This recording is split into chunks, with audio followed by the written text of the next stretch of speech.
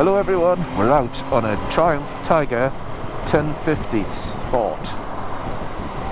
The 2019 model. I've had this now for 6 months and I've done about 6,500 miles on it.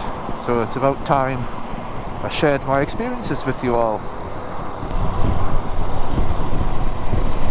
So first of all, it's a big heavy monster.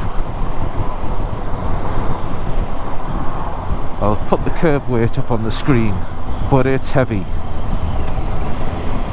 And it's top heavy as well.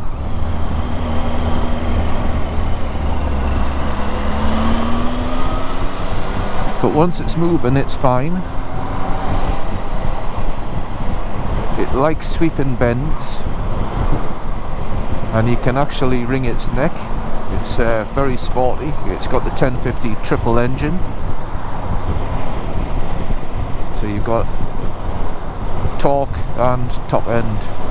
So as far as a bike to ride, it's easy, it handles good. I would recommend getting your suspension professionally set up because well, when I got this it was like a bouncy castle.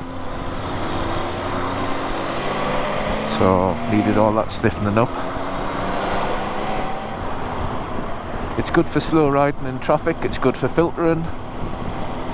You're a little bit higher up than on some bikes, so you do have a better view over the top of the cars in front of you. And it's fairly easy to maintain. Mine has a centre stand, which is always a bonus. If you don't have a centre stand, then you'll need a single-sided swing arm paddock stand.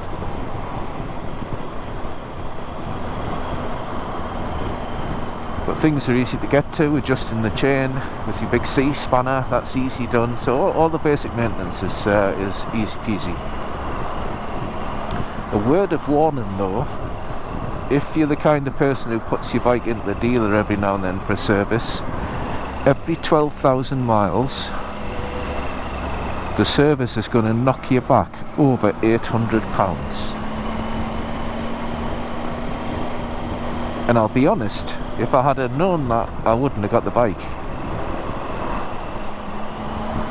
Because I do a lot of miles and the service is for valve clearances and a strip down of the back end of the bike. Now, it's possible I could do that myself, not the valve clearances, so I could probably put that into somebody else, but stripping down the back end and re-greasing everything, that's not a difficult job.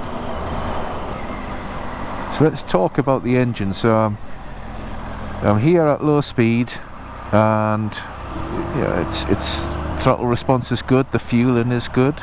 But the thing with this engine is when you open it up, it certainly goes and it makes a beautiful noise. So I was told it was a lovely smooth engine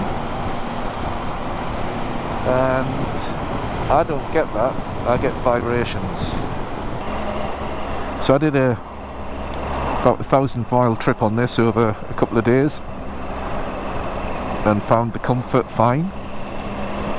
The vibrations weren't in the way. I could tell they were there, but they didn't give me a numb hand or anything. It's just not as smooth as people told me it would be. But in terms of comfort, very good bike. Brakes on here, well, the front brake is fine. Pretty good stopping power. Back brake is useless for anything other than really slow speed manoeuvring. I don't even think it slows you down when you're doing a decent speed. It's got a 21 litre tank.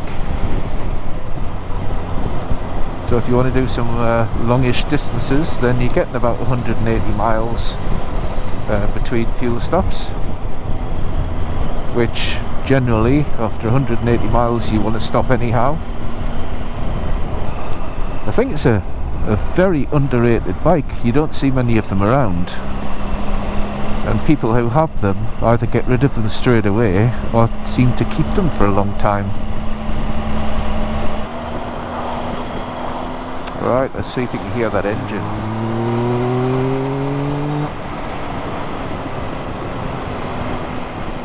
I I just love that noise.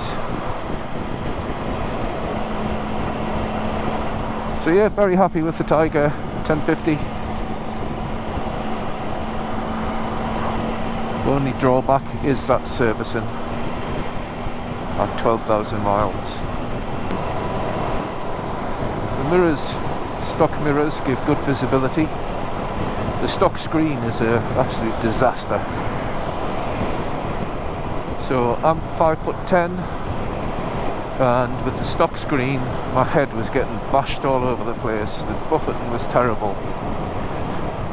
So I've invested in a Palmer Products adjustable gizmo which goes on the front, and that's made it better. It's turned the buffeting into wind noise, which I suppose you get on a lot of bikes. I did find on a long trip that was a bit of a pain in the bum. And I've even added a little fin on the top to try and, this deflector here, to try and make things even better, but I think I'm going to have to go for a bigger screen, or a smaller screen seems to work for some people. So yeah, first thing you're going to do is probably swap that screen. So would it be a good first bike? No. It's too heavy.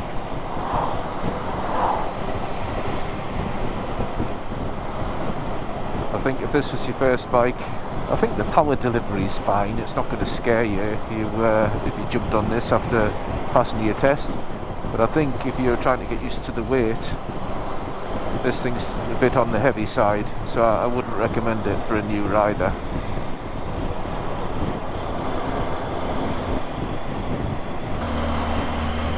So for low speed riding, fast riding, the engine does it all.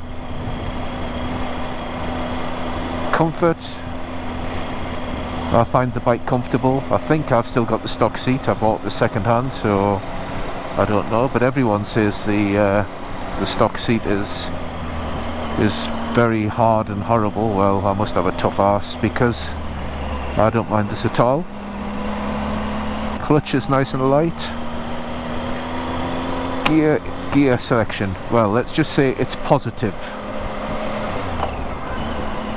You get a lovely clunk to let you know it's in gear. Either that or my gearbox is knackered.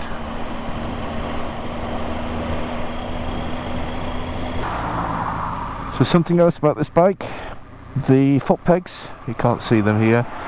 When you're trying to waddle the bike around, the foot pegs are right in the way of your legs. So the bike's pretty basic in terms of functionality. It's got rider modes, which, yeah, whatever. Hasn't got enough power to need anything there. It's got cruise control, which is really good. And that's about it. Got your trip computer doing the usual stuff.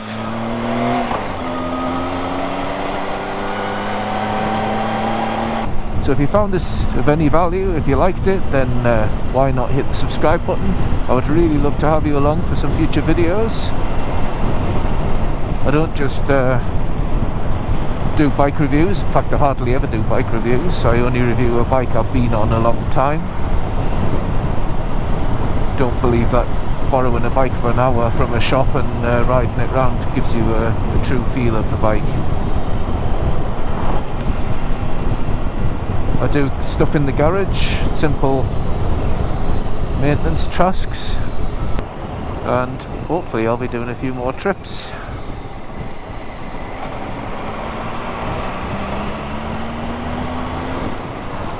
So yeah, it would be great to have you along. But for now, it's Gordon signing out, and stay safe everyone. Bye bye.